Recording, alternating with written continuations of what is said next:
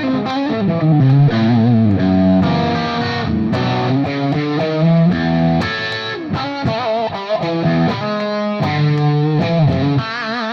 I'm Mitch Gallagher from Sweetwater. Welcome to Guitars and Gear. We have a special guest. Paul Gilbert's here. Great to see you. Happy to be here. Good to see you too, Mitch. It's your first visit here to Sweetwater. It is, but I'm a customer. Yeah? I love the gear and I love the bit of honey. Nice. And I like your demos. I've watched you testing out an amp sometimes. Oh, thank you. Appreciate that. Appreciate that. So what's up here? What's going on with your visit to Sweetwater? Well, I'll find out as I go, but I know tonight I'm going to do a concert of some kind. Right. And talk about my new Ibanez guitar. Mm-hmm. And mostly I'm excited I get to play. That's my main language. Right. And then I think tomorrow morning you're going to be giving a little show for the sales engineers. Is that right?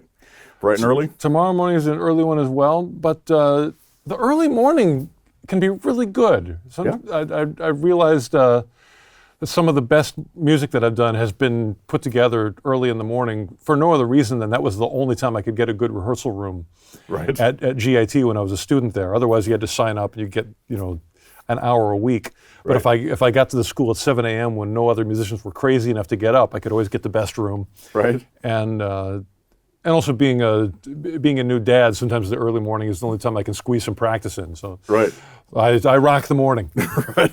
Well, that's going to be perfect tomorrow because they start early with those meetings. So it's going to be awesome. So I was very interested to read your latest record, I Can Destroy.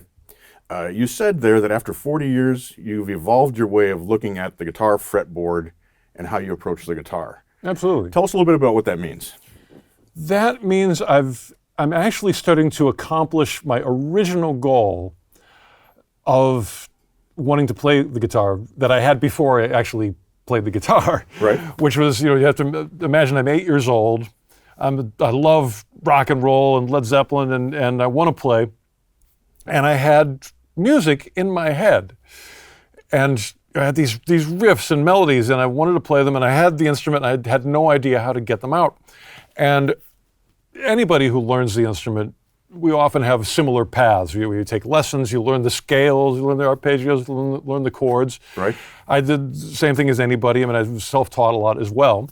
But, learn the stuff you're supposed to learn. Sure. And in that process, I forgot my original goal, which was I've got music in here, and I want to get it into my hands and out through the amp. Right. And it's amazing how long I forgot that goal. And the thing that helped me rediscover it was actually being angry at myself for not being able to play a simple blues with a lot of melodic intention. Mm-hmm. Rhythmic intention too, really, but to be able to play like 2 notes per chord. Right. Where I could play 1,000,000 notes per chord, but to just pick the best 2 was something that I wasn't able to do very well, and that made me angry. Because I thought, I'm supposed to be a professional. Right. So I should be able to go wonk, wah-doo, and have those 2, have that wah-doo be a really good one. Mm-hmm. And it wasn't.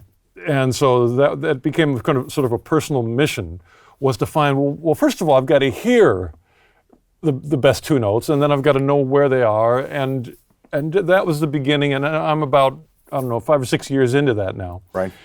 And it's helped everything. I'm a better metal player because of it. I'm certainly a better blues player because of it. I'm a better songwriter because of it. Of this, the general idea being, it starts with something that you hear inside your head. And sometimes I do an experiment with students. I'll say, without making any physical sound, say your name in your head. Just like say what it sounds like. And you can hear it. Mm-hmm. There's a part of your mind that can hear sound without actually making any sound. And that lets you know where it is. And then you start to experiment with that. Well, can I hear a melody? Can I hear a rhythm? For me, it's still pretty hard to really hear a rhythm without moving some part of my body. It can be something as small as just chomping my teeth together. Right. But it's really helpful to move your foot, your shoulders, or something to connect to rhythm. But melody, I can start to hear it without any physical manifestation of it. Right. But then it's, of course, a lot more rewarding when you can pick up an instrument and have that come out just the way you heard it inside. Mm-hmm. And that process is so rewarding, so satisfying. And certainly there's many things I love about the guitar that I've played over the years, but that connection that I craved as an 8-year-old and I'm finally really going to be able to do with success now is, you know, my chin's getting all wobbly because it makes me emotional just thinking about it. It's just so satisfying. Right. So tell us more about the process. How do you get that out of your head and onto your instrument? Is it an ear training thing? Is it a technique thing, a scale thing? How does that get from one place to the other? Well, you got to choose your battles a little bit because it's a language, and you know we're human beings, so to learn a language is a process, and you can't. I don't want to overstep what I'm able to do, so I think blues is a great doorway into almost anything. I mean, it's a great doorway into jazz. It's certainly connected to rock and roll. On the face of it, I think a lot of rock players, I know for a long time I thought like, oh, blues, simple, it's simple compared to rock. In the end, it's turned out to be, at least for me, a bit more sophisticated because there were changes. If you play a typical major blues over 3 dominant chords, I found myself really having to be more harmonically sophisticated than I would be in your typical rock Stairway to Heaven kind of progression. I mean, you can go deep with anything, so it's not like one is superior or one is smarter. Right. But the language that I had to learn in order to navigate with some authority through typical blues changes was not dumbing it down at all. It was like, man, I'm back to school here. There's a lot of stuff I had to learn, and I'm still learning. And that learning process has been so rewarding and so much fun, and it is easily 50% training my ear and that inner melodic generator. Right. Not only what I'm seeing, but what I'm hearing, and half the battle is, can you play a good blues solo on the kazoo? Right. Do you know what the sonic target is to aim for? It's more than just knowing a shape on the fretboard. It's knowing how it's supposed to sound. Right. It's easy enough just to grab a blues scale and play over an A dominant chord, but what do you do on the D? What do you do on the E? And rhythmically, I don't know how the transitions work, and of course, like any style of music, it has its subtle inflections and it has its elements of expression. Right. And blues is full of that. It's one of the reasons I love it so much. It's not just A and C. It's the C bent slightly towards the C sharp, just enough to give you this face. Right. And to connect to a certain kind of eyebrow, which connects to a certain kind of emotion, and that's when you really start feeling it. Right, absolutely. So for you then, is it a target note thing? Are you looking at changing those along with the chords that you're playing and connecting those? Or is it more looking at a line that you're trying to weave through those chords? That's a good question. I've got to think about that. It's I would say it's having a lot of tools and getting fluent enough where you don't have to think about putting them together. So, my workstation is an A standard, Jimi Hendrix Red House, kind of real simple on the face of it, blues progression in A. And the first big discovery that I made was that all the stuff that I'd been doing as a rock player with a 1 chord, which is like, your minor pentatonic with a blues note thrown in, maybe the Dorian note once in a while, was not necessarily getting the job done the way I would hear the real cats doing it. Real cats being B.B. King, They were going more major blues. And there's the rock trick of, put your hand 3 frets down and it magically turns into major, which it kind of does, except if you're used to minor, your emphasis gets shifted wrong. What used to be your root is now your 6th, which is not, you don't want to emphasize it the same way that you did the root. Sure. And so there's this whole, you can still use that shape, but what I ended up doing was having to create, and this is where, leading back to your question about, what I was saying with having to revisualize the fretboard, was to be able to find major blues scales that were in root position. So I didn't have to think like, oh, this is like minor here. It's like, no, this is not something else. This is it. Right. This is what I should be doing over the 1 chord. It's not a second-hand minor, it's the one right away. Mm-hmm. The lick that really got me into it was Edgar Winter, Keep On Playing That Rock and Roll, which is this.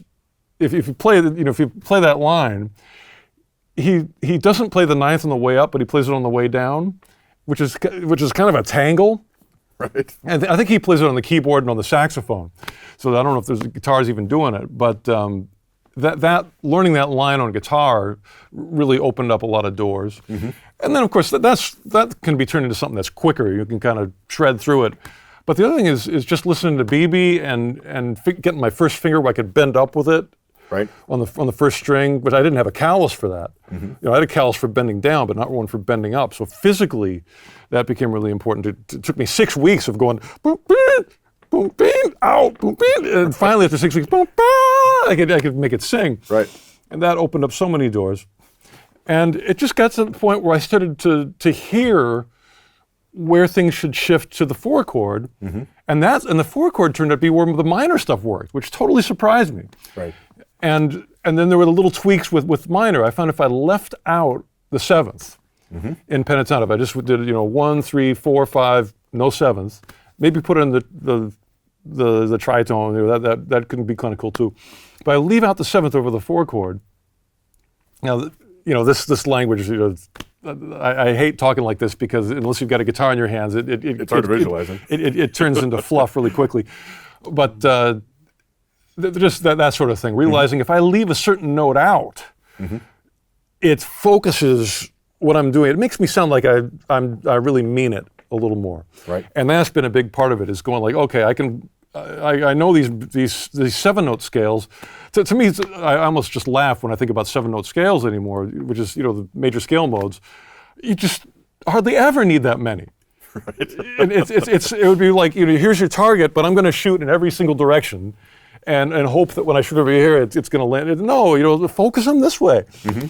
and that's you don't need these. Take these out, and then there's for the 5-chord, that's a whole other ball of wax because you can alter that. You can use like the Hendrix chord with a sharp 9. You can add a sharp, or flat 13 on top if you want to get jazzy.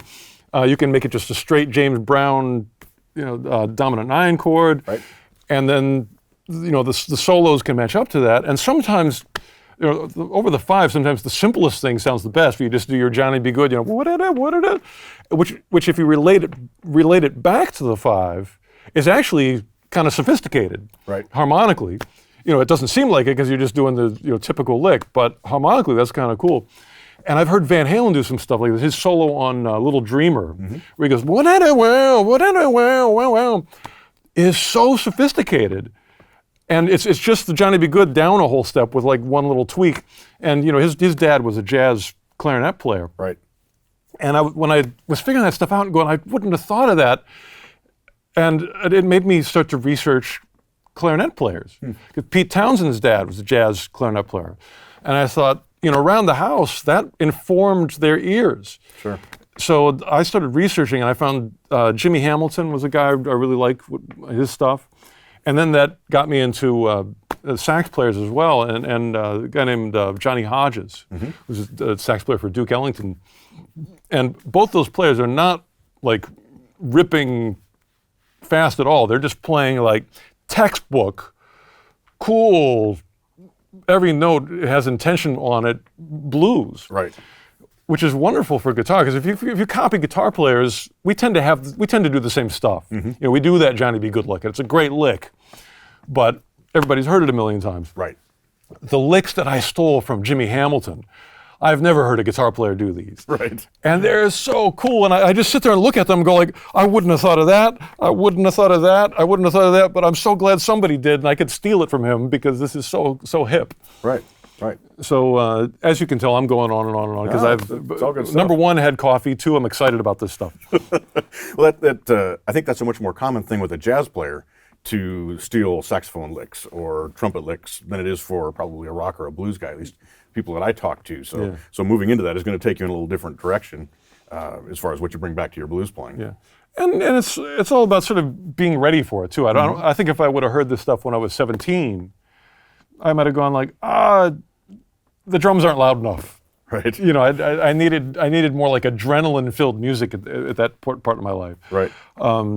But now it's just, you know, I'm always sort of looking for a new place to go, and I get excited about that at the moment. Right, right. Along a similar vein, your second to last album, Stone Pushing Uphill Man, you did vocal songs interpreted on guitar. Yeah. And it was very interesting to hear how closely you mimicked the vocal inflections, whether it was a Loverboy song or an Aerosmith song or whatever it might be. Tell us a little bit about that process of transcribing those vocal parts and making them work on guitar. Well, that record was a real, like, painstaking, overdubbed, you know, I would take it line by line and really try to get it exact. And in a way, it was kind of a guitar lesson for myself. Right. Because I wanted to get those inflections from singers. There's a lot of things that singers will do that when I first sit down with it, it's like, oh, it's impossible. I remember trying to play Mercedes-Benz, the Janis Joplin tune. Oh, Lord, won't you buy me?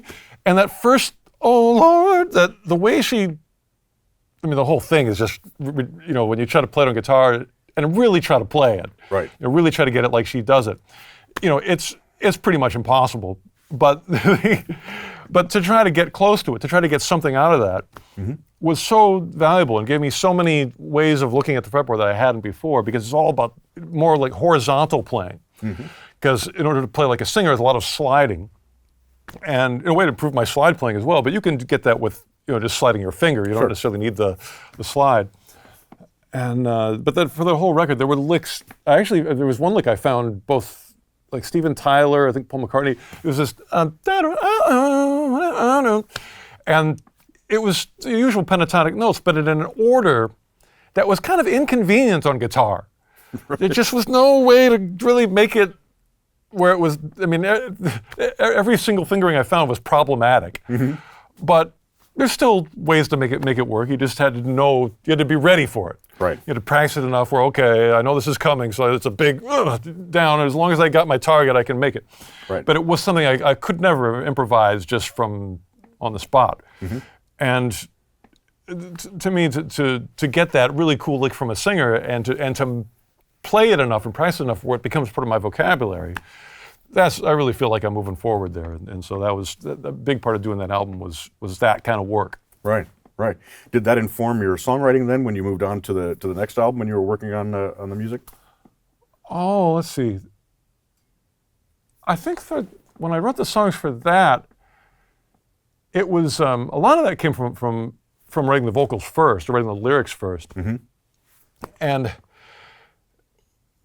when I write, sometimes I try. I research a lot. You know, I'll try to have some sort of fill up the creative bucket with something. Right.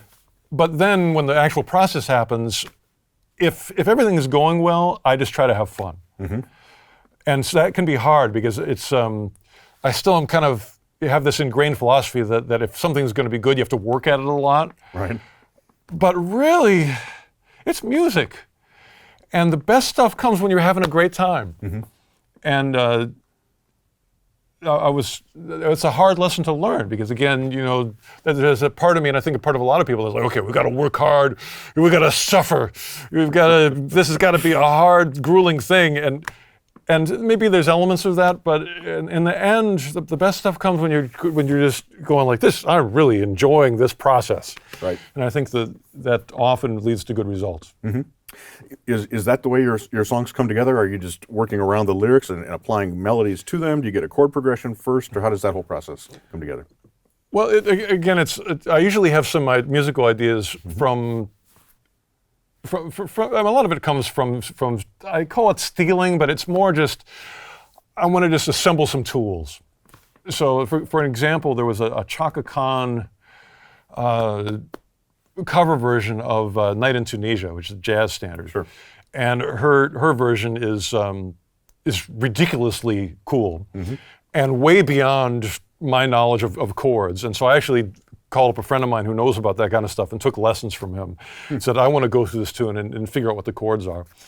And I never got to the point where I could even play through the whole song, but it sort of, you know, I could get my toe in the water a little bit. I could learn some of it, get that vocabulary working a little bit, and just to have some of that new stuff to pull from, both in in my ears and in my fingers.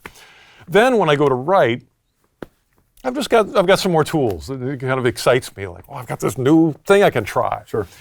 But when you're writing, I try not to force it. I try just to have fun, and I imagine who's going to listen to it. It's inspiring to have an audience. It's inspiring to have a deadline. To know that someone is interested in, and going to be listening to it is a lot more fun than, it's just for me. Right. But certainly, it is me, and I'm a part of it. So the process. Lately, I guess maybe one of the biggest parts of the process is I've really become impatient with demos. It's just boring to me to make a demo. I just don't want to spend the time there. Right. So I've got my iPhone, and I just use it as a place to jot down either lyric ideas, or I hum into whatever records sound. Right. For a melody or a guitar riff, or if I've got a guitar, I might put a little riff in there.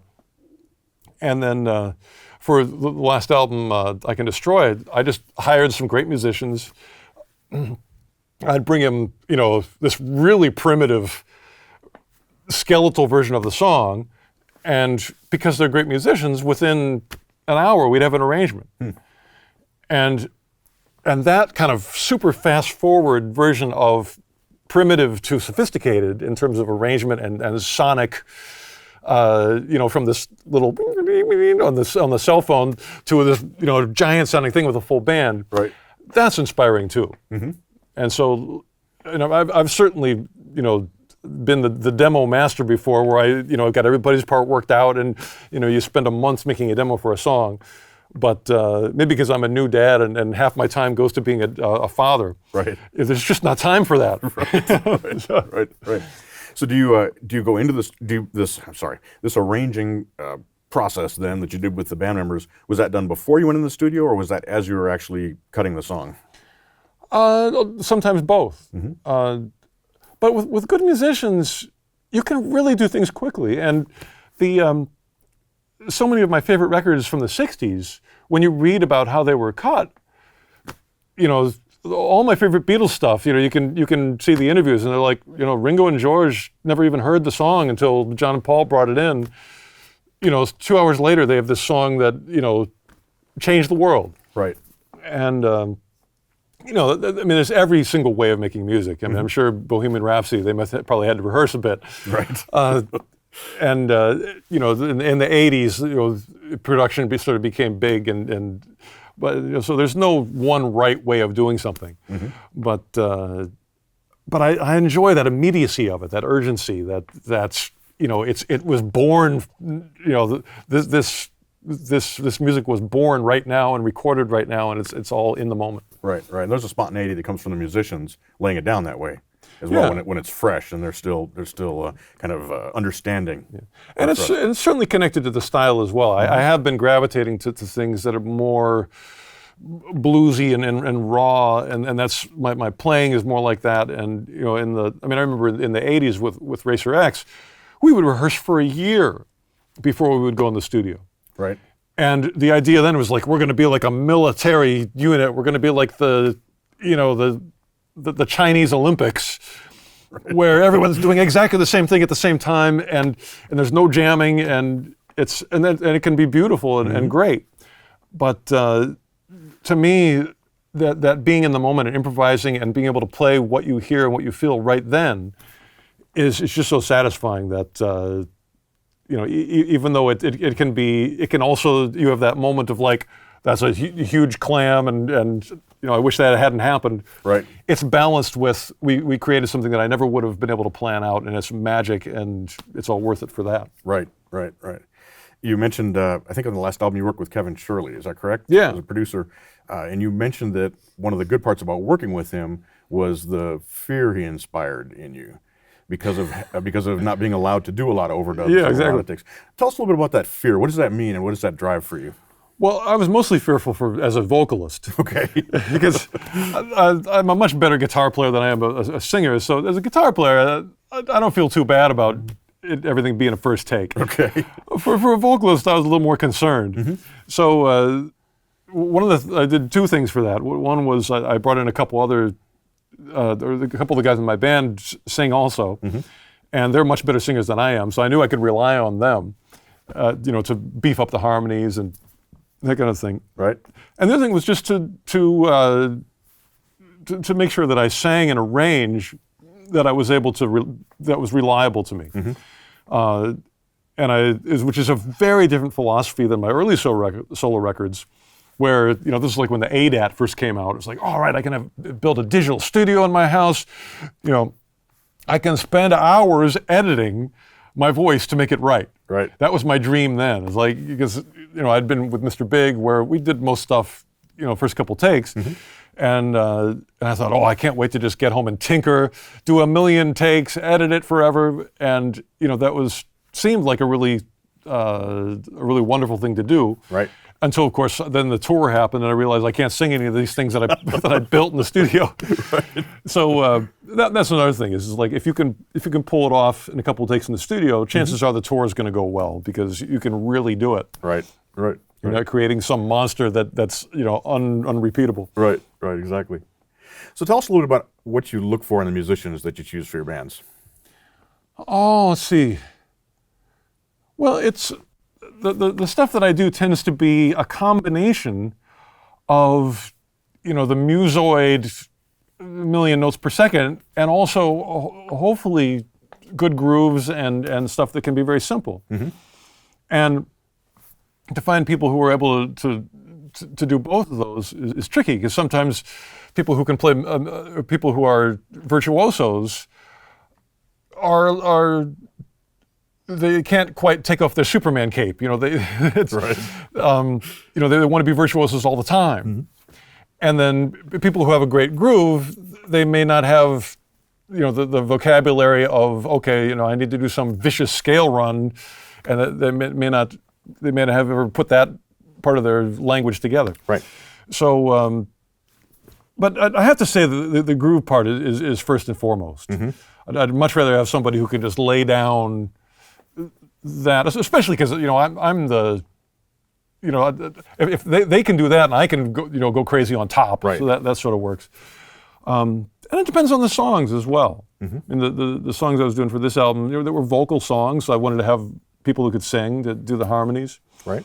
And I was doing stuff that's a little more bluesy, so Tony, the other guitar player, is a master slide player, incredible blues player, and that's another thing. I want to have guys I can learn from. And when I listen to Tony play blues, I just go like, I should have played that note that he found. that was the right one there. Right.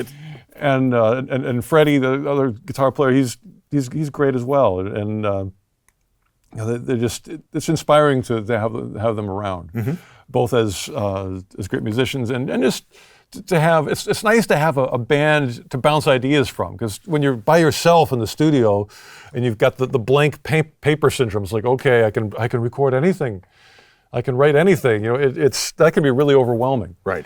But when you just have a little idea and you're like, what do you think of this? And you either see them frown or smile. And if the other guys kind of light up, then you're like, oh, maybe there's hope for this one. Right. Right, exactly. I know you do a lot of teaching, both with your guitar school, your rock school that you have with Artist Works. Yeah. Where I saw you just hit 6,000 video exchanges, which is that's amazing. I'm proud of that. Yeah. Yeah, and of course you've done a lot of instructional videos and things over the years as well with a lot of different players. Tell us what you see interacting with all those players. What's the number one thing that you think players are lacking when they come to you? Well, it might be a certain, like I always wonder, because of course the players that come to me might not be a real, it might not be an indication of the players in the world. Sure. Because people come to me, they probably want to learn how to play the fast things, so I get sort of a unique group. Right. But I'll give you something really specific. The most exciting day of my entire life as a guitar player, in terms of like the art of guitar, was when I learned the lick in the middle of a Heartbreaker by Led Zeppelin. That boom bap bap bap boom bap bap bap.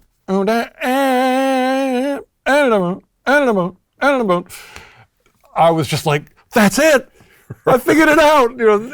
Nothing else matters. I can do. That was to me like just that having controlled vibrato. Right. And that one lick. And still to this day, I can spend all day with the guitar just going like, oh, can you hear that? And that particular landing, that and be able to give like vibrato with authority. It's 7th fret, D string, A note.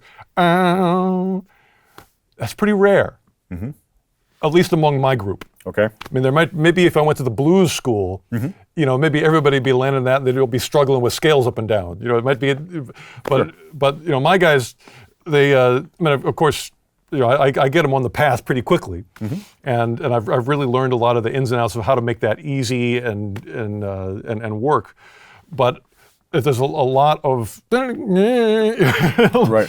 a lot of. And the metaphor I think of sometimes is like a gymnast. You see the Olympics, and the gymnast is doing the horse thing. I don't know what it's called, or the balance beam. Right.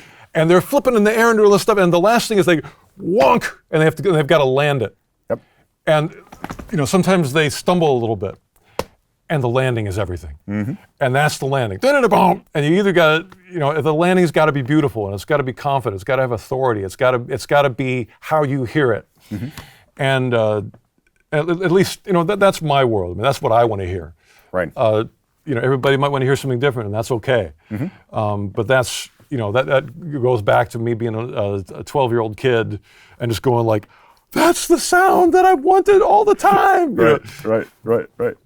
I was I won't say concerned, but so I saw where you talked about how you should not have the guitar on your right leg like a classical player, and you need to have your strap down low enough to be able to do the vibrato, and I violate both of those. So what can I do to fix myself? Well, the thing that I've discovered, and this has really surprised me, is to me what I consider to be, I'm going to use the word correct, correct rock guitar position and hand position. To me, that always came naturally, just how to hold the guitar. Right. And to me, like classical position where it's in between the legs and the thumb is behind the neck, to me that always felt really foreign and really difficult. And I thought anybody who does that must have had to really work hard to get that very uncomfortable position.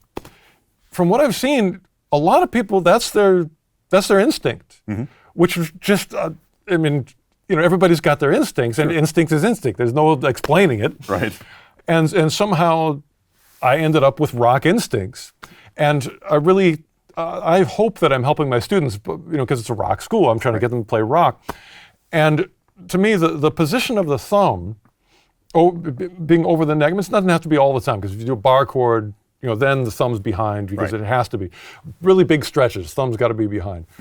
But most of the time, otherwise, the thumb is incredibly helpful for being able to hold the neck for bending up or bent up vibrato, for being able to mute the low strings, be able to get a note if you're playing like a D chord or the F sharp in the bass or various other chording things. Right. And it's just so helpful to have it there. And having it like a classical player, really one of the biggest issues is the sound of a rock guitar has distortion, and it's loud, and it's potentially ugly with noise. Right. And as a soloist, you're trying to get one beautiful note, and the battle is you've got 5 other strings that are all sitting there trying to be ugly, and you got to somehow control those. And the thumb is a beautiful way to control the lower strings. You can also do it with this part of your hand. But getting that hand there is also something, because I found a lot of people use this part of their fingers to anchor, and that lifts this up, so you can't mute anymore. And so there's all these little tweaks that all have to do with guitar position. And when you get it on this leg with the thumb over, it almost immediately solves everything. Suddenly the vibrato, you can get some power behind it, so you can really grab the string. Right. And I'll stop myself right here and say that this correct thing I'm talking about for rock, anybody with good ears can make anything happen with any technique. Sure. I'll always see exceptions and go like, this person, I think everything is wrong. They're making it work because they've got great ears. Right. But my theory from teaching is like, I could make it a whole lot easier for them. Mm-hmm. The amount of physical, it's almost like an athletic thing. It's just like, if you want to be strong and move that refrigerator, it's going to be easier if you get your body in the right position so you can push it. And it's the same thing with bending strings and muting the guitar. If you get your hands in a certain position, it's just easier. Right. And so that's what I tell my students when I try to change their habits. It's like, I'm not doing this to annoy you. I'm doing this because I want it to be easier for you. And I want it to be more fun because you can be looser. You don't have to be real small and careful anymore. You've got enough left-hand muting techniques, right-hand muting techniques where you can bang away at it. You can be physically powerful, and only the good notes come out. Right. So speaking of technique and hand positions and all those things, I've seen kind of two different approaches to increasing your technical ability, particularly your picking speed. Mm-hmm. One is to incrementally increase the metronome, a click a day or 2 clicks a day, and the other is to way overshoot and set the metronome way higher than you can go and try to achieve that with the thought process of, to play fast, you have to play fast, kind of a thing. Do you subscribe to either one of those? I know you obviously spent a lot of time working on your technique. Yeah. I would say I may even have a third method. Okay. Which is when I listen to the guitar players that to me I love when they play fast. Mm-hmm. None of them play the same way. Right. Yngwie's fast licks are different than Gary Moore's fast licks.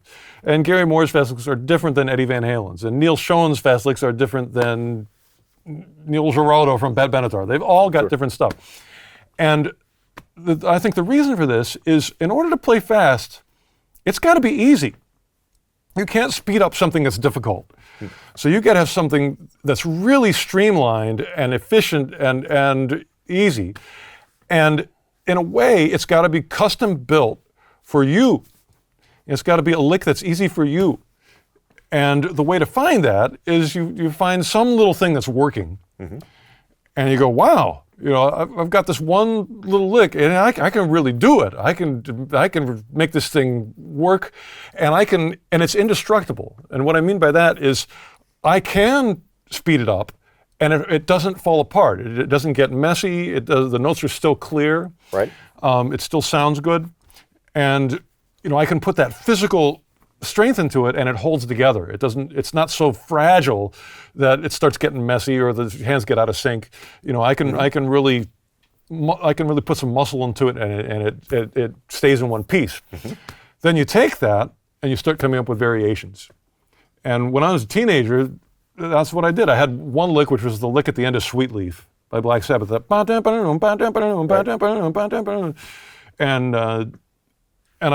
I would find that in that tempo, it worked in that tempo. Mm-hmm. But suddenly we'd be playing a song that wasn't that tempo. And I'd try the lick and it wouldn't sound right because it wasn't the wrong tempo. But I had worked on it so much that I could just on the fly maybe modify it a little bit, maybe take a note out or add a note or something, and suddenly it would work in the new groove. Mm-hmm. And I would have a new lick without even really realizing it. It would just sort of panic, this is not working, what am I going to do? And get it working right then. Right. And the reason that worked was the original core lick was so indestructible that I could add something new and still have it hold together. Mm-hmm. And so that little snowball kept getting larger and larger and having more variations. And I didn't really practice with a metronome until I had already done a lot of that and developed a lot of facility. And then there were a couple licks that I did get with a metronome. Mm-hmm. They're other people's licks. I mean, really, the Sweet Leaf is other people's licks too, but the ones that came out of it were more like mine. Mm-hmm. And there was an Yngwie lick I figured out, and one Van Halen one that I heard from a bootleg in 1979, and I still use those, but they're never quite as part of my DNA as the ones that came from just like that grew out of that little seed, mm-hmm. and they grew in the panic of playing in a band at a tempo where they didn't match and me having to fix it. Right. So that was the stuff that I think that most of the people who are the legendary fast players, my guess is that they did that, which is why everybody plays different. It's not like there's some Suzuki violin method and everybody plays the same fast licks because they all did the metronome and did this process. Right. So that's my theory. Right. You said something in there that's interesting to me given today's climate, which is that players are learning off YouTube and they're playing on YouTube and showing what they can do and things, but I don't see as many people out playing with bands. And so much of what you were talking about there and what I think many of us of our generation, if I can generalize us together, is came from having to be on stage and play that kind of stuff. How can someone who doesn't have that ability to be exposed to a band situation on stage develop that? I think you have to develop a love for playing in time. It's very easy for guitar players, really any musical instrument, to kind of like, to noodle.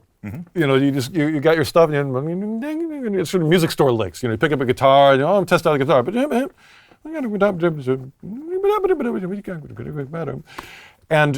you know, there's valid applications of that, but the one thing that I'm like really a stickler about when I teach is you have to be the metronome. The metronome has to be your body, hopefully your left foot if you're right-handed, and before you play a note, what is your tempo? What is your groove? You know, if you're going to play black and black by AC/DC, get that going first. Right. And then can you go and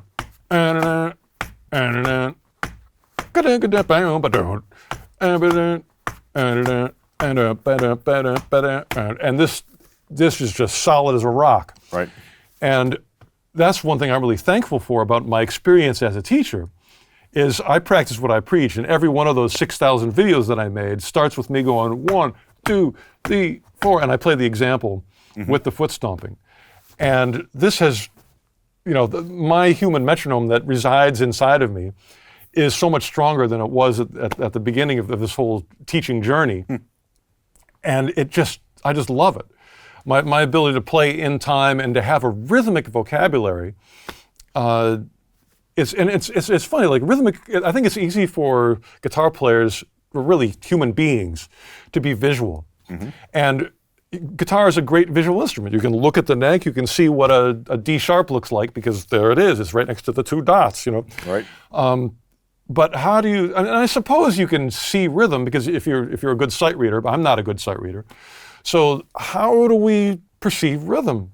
How do we keep track of it? And it's, to me, it still remains something that's not very visual. It's something that resides inside of me that I feel. I've got a little bit of a language of it. You know, I know about the and of two, and you know, and there's a spoken language I can refer to things. Right. But most of it is very much just that, you know, getting the foot going and listening. You know, seeing when I listen to players that I like, what's their rhythm? What rhythmic content is there? And my challenge as a teacher is to make that exciting to the student, to make them want it. Right.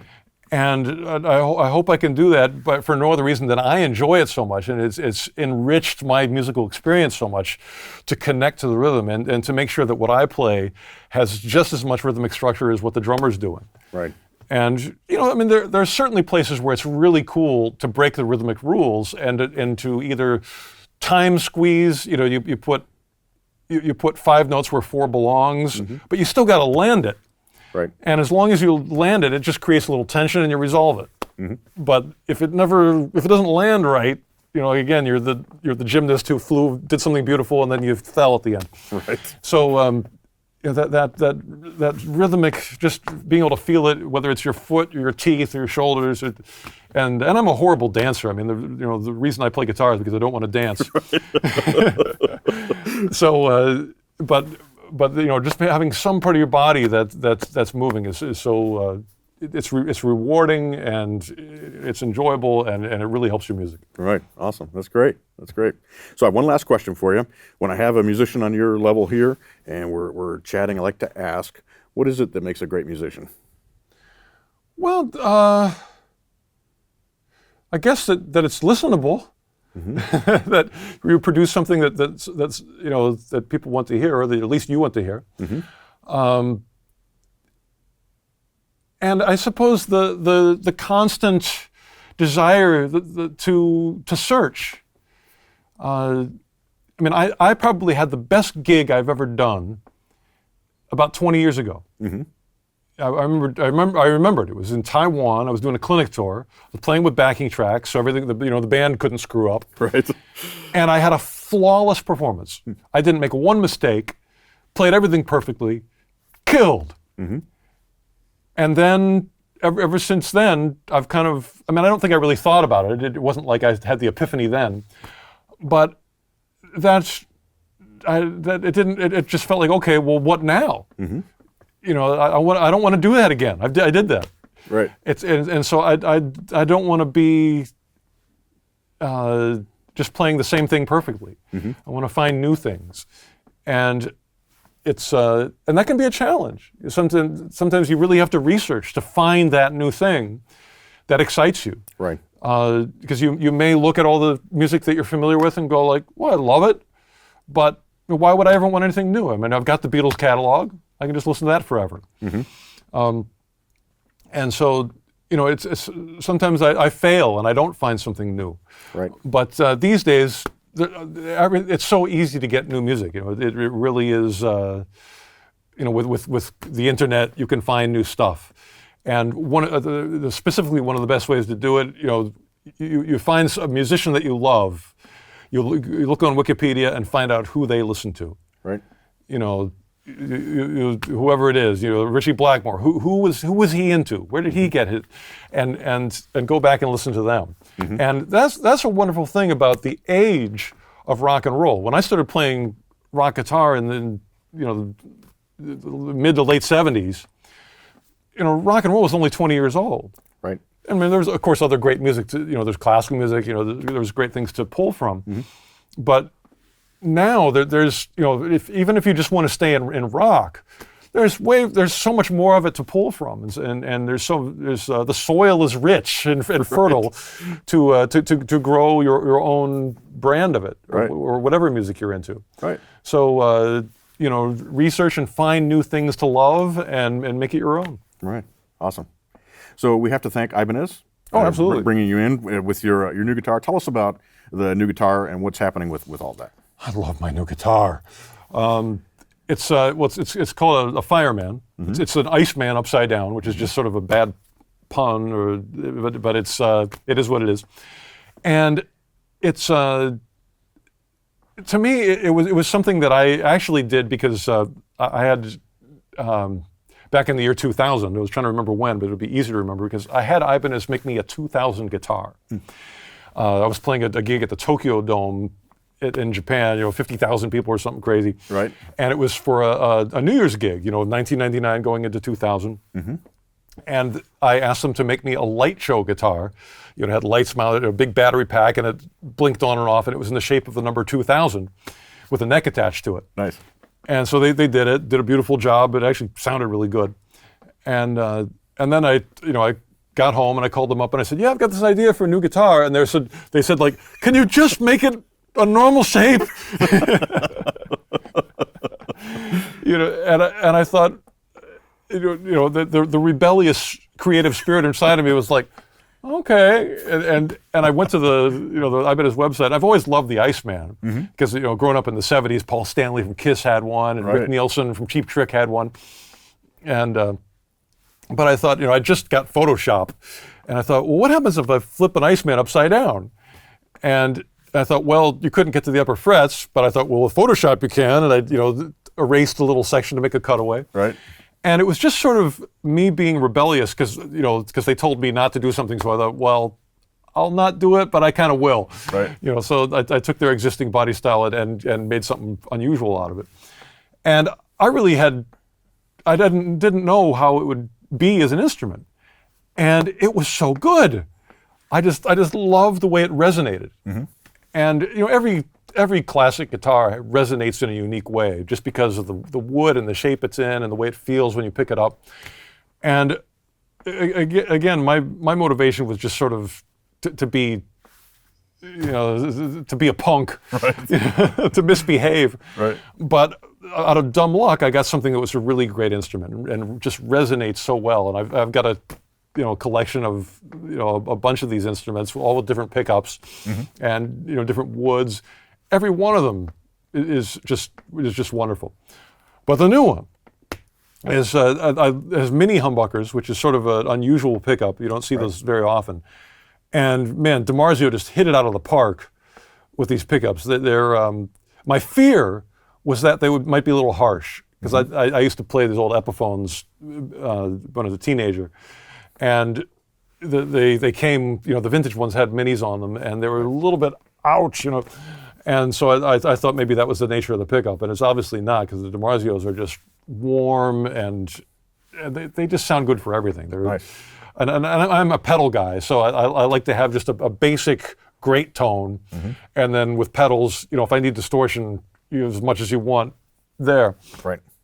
But it's important to me to have both a guitar and an amp that are kind of pedal friendly, and the pickups are just great for that, and they look cool too. Sure.